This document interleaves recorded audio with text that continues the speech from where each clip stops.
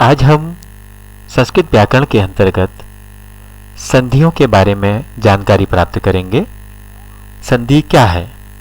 व्याकरण के संदर्भ में संधि शब्द का अर्थ है वर्ण विकार। दो पदों या एक ही पद में दो वर्णों के परस्पर व्यवधान रहित सामीप्य अर्थात संहिता में जो वर्ण विकार होता है उसे संधि कहते हैं। मतलब दो वर्णों की अत्यंत समीपता से जो विकार उत्पन्न होता है उसे ही हम संधि कहते हैं। जैसे विद्याधन आलयः विद्यालयः, यहाँ पर विद्या में जो आ है और आलयः का जो आ है, इन दोनों की अत्यंत समीपता के कारण दो दीर्घ आवर्णों के स्थान पर एक आवर्ण हो जाता है, एक ही आ रहता है शेष। तो संधि मुख्यतया तीन प्रकार की होती है। इसके तीन भेद होते हैं सामान्य रूप से। पहली स्वर संधि, दूसरी व्यंजन संधि और तीसरी विसर्ग संधि।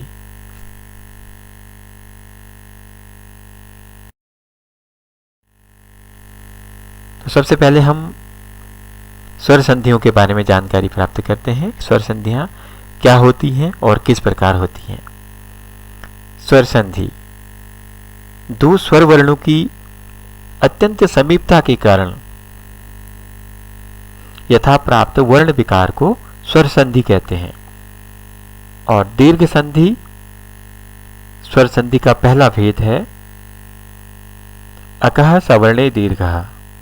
यह इस संधि का सूत्र है।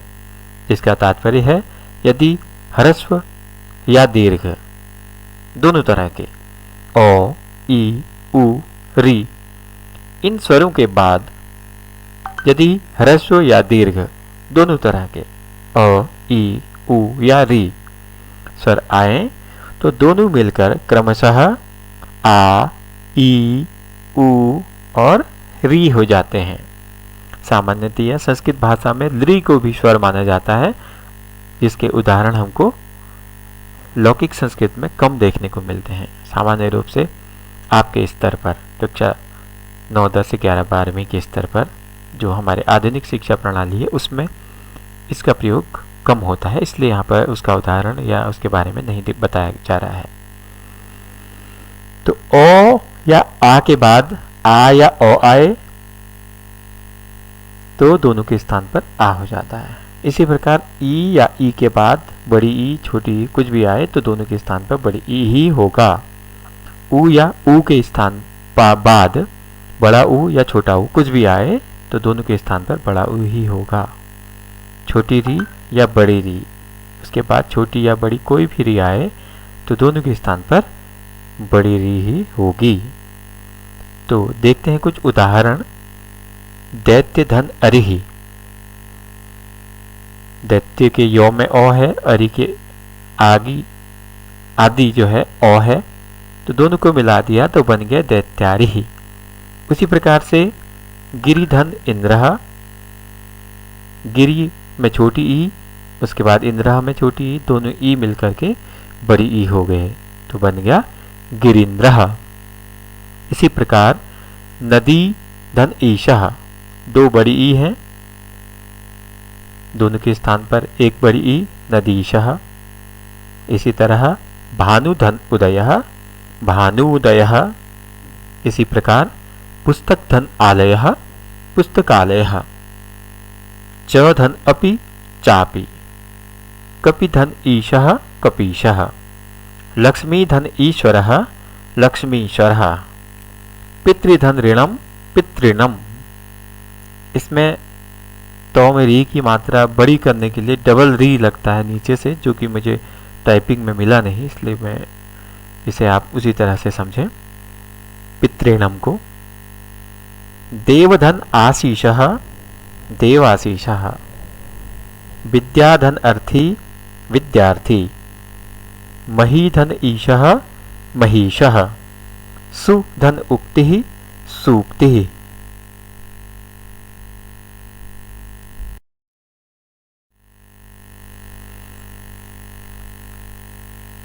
दूसरी स्वर संधि गुण संधि। इसका विधायक सूत्र है आद्गुणः। इसका तात्पर्य है अ, ए एवं ओ वर्णों को गुण वर्ण कहा जाता है। ये गुणों के बारे में इसमें बताया गया है।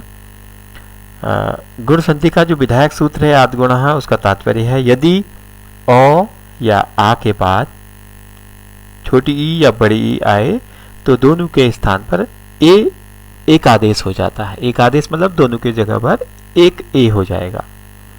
यदि इसी तरह अ या आ के बाद छोटा ऊ या बड़ा ऊ आए तो दोनों के स्थान पर ओ एक आदेश हो जाता है। इसी तरह अ या आ के बाद यदि छोटी री या बड़ी री आए तो दोनों के स्थान पर और एक आदेश हो जाता है। उदाहरण देखते हैं। उपधन इंद्र उपेंद्र। यहाँ पर उप के पौ में अ है, इंद्र इसका ई, दोनों मिलके ए बन गए उपेंद्र। इसी प्रकार देवधन इंद्र देवेंद्र। देव के व में अ है और इंद्र का ई, दोनों मिलकर के ए देवेंद्र। इसी प्रकार गणधन ईशः गणेशः, महाधन ईशः महेशः, सुरधन ईशः सुरेशः, लताधन इव लतेव, गंगाधन इति गंगेति, भाग्यधन उदयः भाग्योदयः। यहाँ पर अ और ऊ है, दोनों मिलकर के ओ बन गए। सूर्यधन उदयः सूर्योदयः, नरधन उत्तमः नरोत्तमः, हितधन उपदेशः हितोपदेशः, महाधन उत्सवः महोत्सवः, गंगाधन उदकम गंगोदकम, महाधन उरुहु महोरुहु, देवधन ऋषि देवर्षि। यहाँ ये री का उदाहरण है जहाँ पर अर हो जाता है, तो देव का व में जो अ है वह और ऋषि का री दोनों मिलकर के अर बन गया तो देवर्षि हो गया। इसी प्रकार ग्रीष्मधन ऋतु ग्रीष्मर्तु, वर्षाधन ऋतु वर्षर्तु।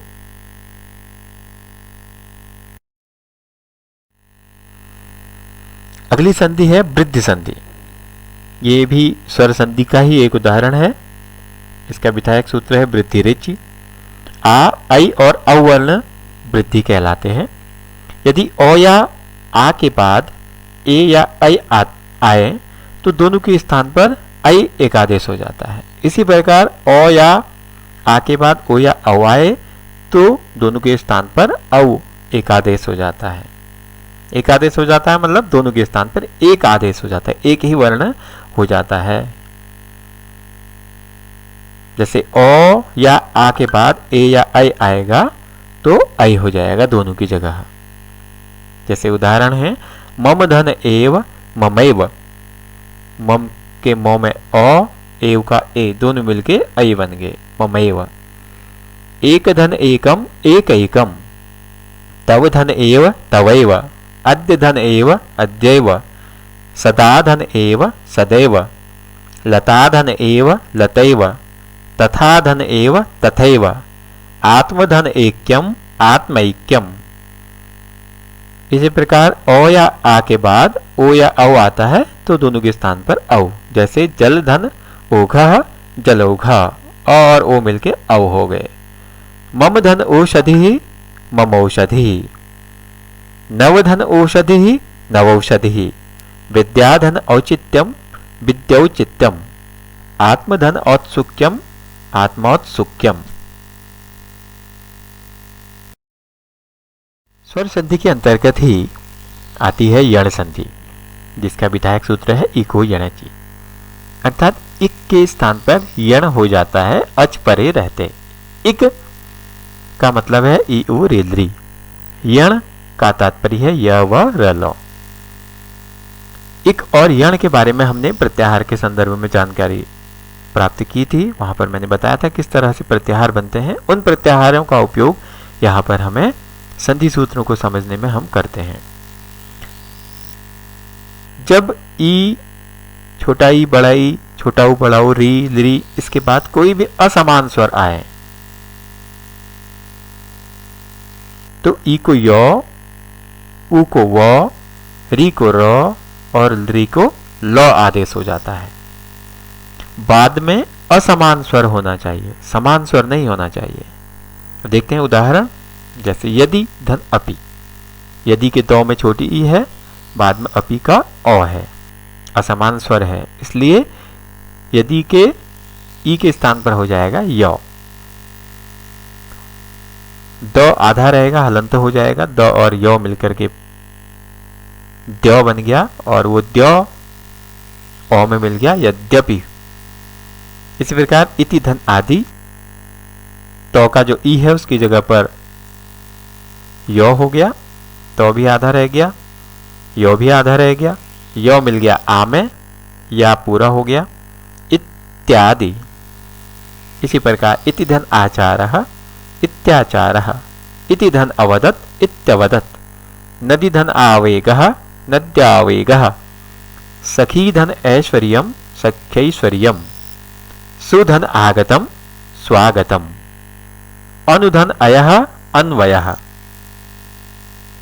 अनुधन एषणम अन्वेषणम, मधुधन अरिहि मध्वरिः, वधुधन आगमनम वध्वागमनम, पितृधन आदेशः पित्रादेशः, मातृधन आज्ञा मात्राज्ञा, लृधन आकृतिः लाकृतिः।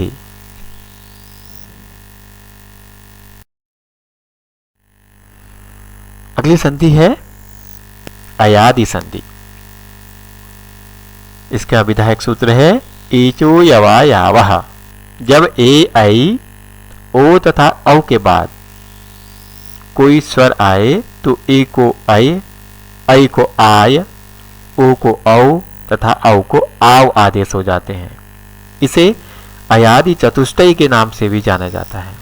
उदाहरण, नेधन अनम नयनम, ए की जगह पर आई हो गया और यो मिल गया अनम के ओ में, नय नयनम। ऐसी नई धन अकह नायकः, यहाँ पर आई की जगह आई हुआ इसलिए नायकः बन गया। भूधन अनम, यहाँ पर हुआ अव, क्योंकि यहाँ पर है ओ, भौ में ओ, अव हो गया तो भव बन गया भवदम। भानोधन ए भानवे, पौधन अकह, यहाँ पर औ है इसलिए आव हो गया पावकः। नौधन इकः नाविकः, भौधन उकः भावुकः। ये अयादि संधि के उदाहरण थे। पूर्व रूप संधि, यह भी स्वर संधि का एक भेद है। इसका विधायक सूत्र है एंगः पदान्तातति, जिसका तात्पर्य है पद के अंत में स्थित ए ओ के बाद यदि ह्रस्व अ आए तो ए धन अ दोनों के स्थान पर पूर्व रूप संधि ए एक आदेश हो जाता है, तथा ओ धन अ दोनों के स्थान पर ओ एक आदेश हो जाता है। अर्थात ए ओ के बाद में आने वाला जो अ है वह अपना रूप ए ओ में ही विलीन कर देता है, छुपा देता है। उस विलीन अ का हम लिखते कैसे हैं? लिखने में उसे एक अवग्रह के द्वारा चिन्हित किया जाता है। उस अवग्रह को अंग्रेजी के एस से हम समानांतर समझ सकते हैं, और यह संस्कृत में बहुत जगह पर प्रयोग होता है। उदाहरण देखते हैं, जैसे हरे धन अत्र, यहां पर हरेयत्र होना चाहिए था, क्योंकि यहां पर जो है अयादि संधि यदि होती तो यह हरेयत्र बनता, किंतु पूर्व में अ ए में समा गया, रूप बना हरेत्र, और जो है ए में समा गया इसलिए रूप बना हरेत्र, क्योंकि यह एंगः पदान्तादति इस सूत्र के अधिकार क्षेत्र में आता है। इसलिए पूर्व रूप संधि को अयादि संधि का अपवाद भी कहा जाता है। उदाहरण देखते हैं, हरे धन अव हरेव। हरे के में जो ए है, जो बाद में आने वाला अ है, वह उस ए में ही मिल गया, हरेव बना, उसका लोप हो गया और उसका एक खंडाकार एस जैसा हमने इसमें बना दिया, अवग्रह। इसी प्रकार वृक्षे धन अपि वृक्षेपि, जले धन अस्ति जलेस्ति, ते धन अपि तेपि, गोपालो धन अहम गोपालोहम, विष्णु धन अव विष्णोव।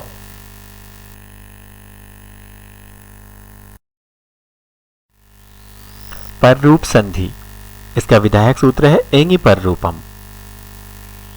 उपसर्ग के अ के पश्चात यदि ए या ओ आए तो उनका पररूप एकादेश हो जाता है। इस पररूप संधि को वृद्धि संधि का अपवाद कहा जा सकता है। पररूप कार्य से तात्पर्य है जब पूर्व पद का अंतिम वर्ण अगले शब्द के आदि वर्ण के समान होकर उसमें मिल जाए। इससे पहले हमने पूर्व रूप संधि पढ़ी थी, उसमें पूर्व वर्ण से मिल जाता है, इसमें पर वर्ण से मिलता है। तो कंडीशन यही है कि उपसर्ग के अ के बाद ए या ओ होना चाहिए, तभी यह संधि होती है। जैसे उदाहरण के लिए प्रधन एजते, प्र उपसर्ग है, एजते वृद्धि कार्य अगर यहां पर होती तो प्रैजते बनता, अगर वृद्धि संधि यहां पर होती तो प्रैजते बनता, लेकिन प्र में स्थित अ की स्थिति ए में मिल गई, अर्थात अधन ए इन दोनों की जगह पर हो गया ए, एक आदेश। यहां पर अ अपनी की जो सत्ता है वो नहीं बचती है, इसलिए रूप बनता है प्रधन एजते बराबर प्रेजते। इसी प्रकार उदाहरण है उपधन ओषति उपोषति, अन्य कोई संधि यहां पर नहीं हो सकती है।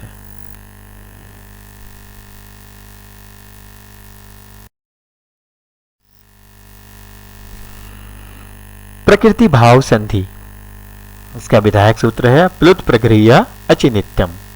प्रकृति भाव का अर्थ है संधि करने का निषेध करना, अर्थात प्रकृत वर्णों में विकृति न करके उनको ज्यों का त्यों बनाए रखना, जैसी स्थिति है यथावत रखना।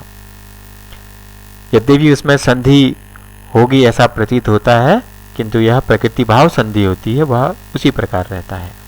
उसके भी कुछ नियम है, कंडीशन है, उनको देखते हैं। यदि कोई वर्ण प्लुत या प्रगृह्य संज्ञक होता है और उसके बाद अच आता है तो प्लुत एवं प्रगृह्य वर्णों का संधि न होते हुए प्रकृति भाव होता है, अर्थात वह भी यथावत रहता है।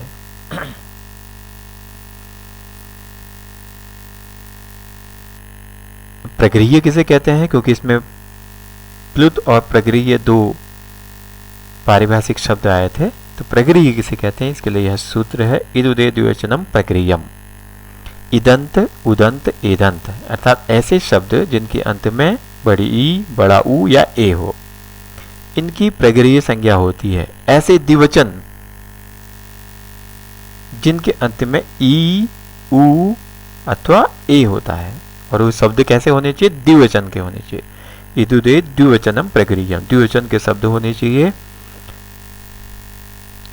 तब उनकी प्रगृह्य संज्ञा होती है। तथा जिनकी प्रगृह्य से संज्ञा हो जाती है उनके बाद अच होने पर किसी भी प्रकार की संधि नहीं होती है। जैसे कवि धन इच्छतः, यहाँ पर जो कवि शब्द है वो द्विवचन का है, कवि ही कवि कवयः, इसलिए द्विवचन का होने के कारण इसकी प्रगृह्य संज्ञा हो गई।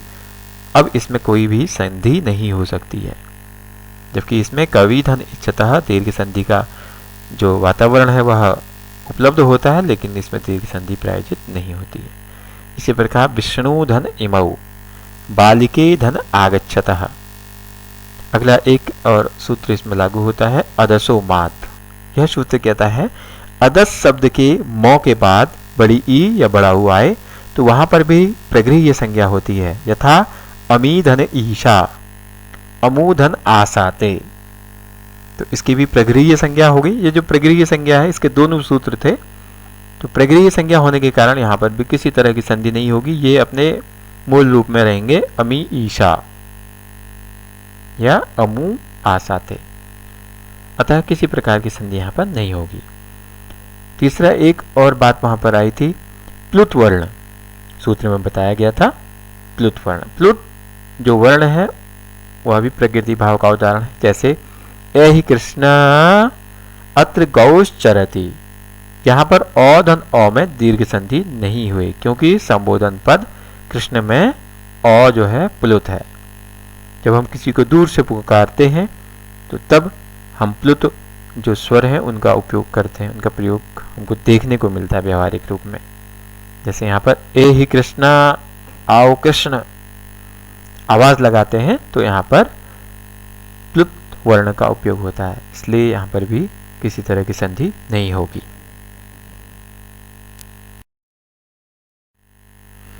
संस्कृत के सभी बच्चे अपनी व्याकरण की कॉपी में इसे लिखें और समझते हुए याद करें। इसके बाद स्वर संधि से संबंधित जो प्रश्न हैं वो स्तर के अनुसार सभी बच्चों से पूछे जाएंगे अगले दिन यानी कल को।